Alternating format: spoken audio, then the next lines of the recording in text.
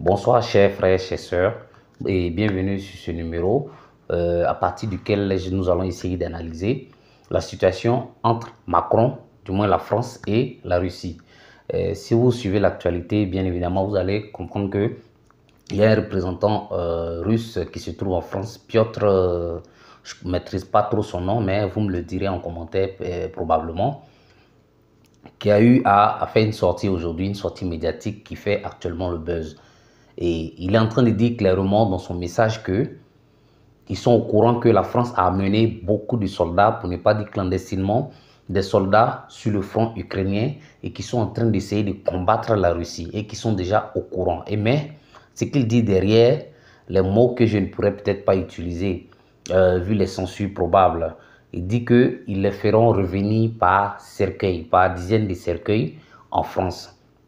Et qu'ils attendent que la France envoie des troupes et que ces troupes-là reviendront en France par milliers de cercueils.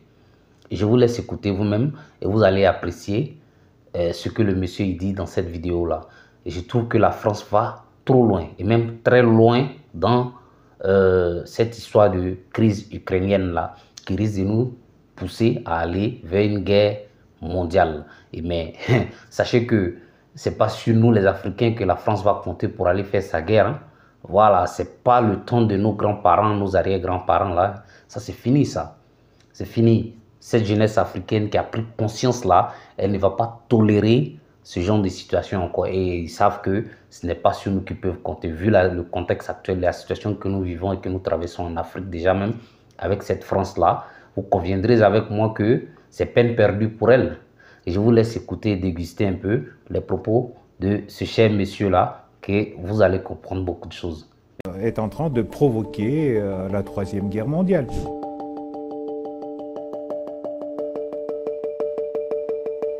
Vous vous foutez de ce que dit Emmanuel Macron. Exactement. Et quand il vous dit qu'il est prêt, éventuellement, à ne pas se fixer de limites. On s'en fout de ses limites. On s'en fout de Macron, de ce qu'il dit Macron. On s'en fout de limites de Macron. Et on va tuer... La France reste une puissance nucléaire. Vous l'avez en tête. Tout à fait, avec 200 missiles. On va tuer tous les soldats français qui vont venir au sol ukrainien. Tous.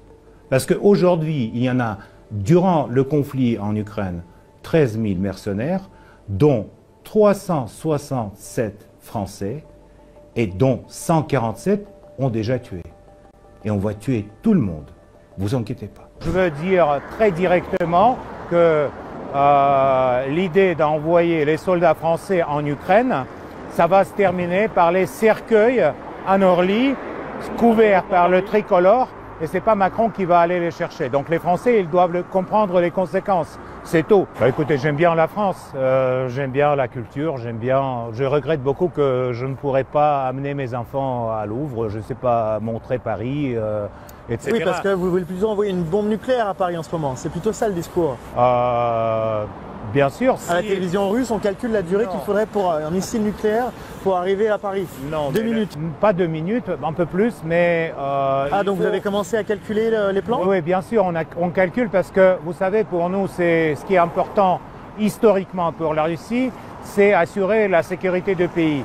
Et quand les pays de l'OTAN, dont aussi la France, mettent les missiles autour de nos frontières et veulent mettre les missiles en Ukraine, en adhérant à l'OTAN, à l'Ukraine. Donc pour nous, c'est inadmissible. Qu'est-ce qui a déraillé dans notre modèle? Vladimir Poutine érige le modèle russe en opposition avec le modèle d'un Occident qui serait décadent. Qu'est-ce qui est décadent chez nous, Français?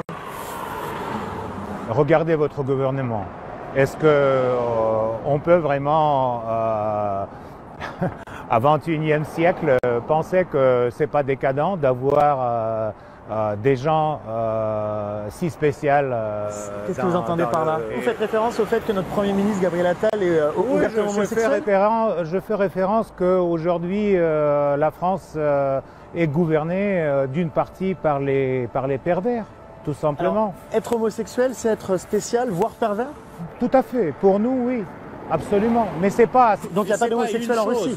Non, bien sûr, il y en a, mais il n'y en a pas dans le gouvernement. Est-ce que les homosexuels en Russie peuvent vivre librement et protégés par le gouvernement? Bien sûr, leur vie privée est protégée, mais ils n'ont pas droit à la propagande ouverte de leur mode de vie. Le fait qu'on ait un Premier ministre ouvertement homosexuel, Gabriel Attal, pour vous, ça fait partie de cette décadence que vous décrivez en Occident? C'est être homosexuel, c'est un problème?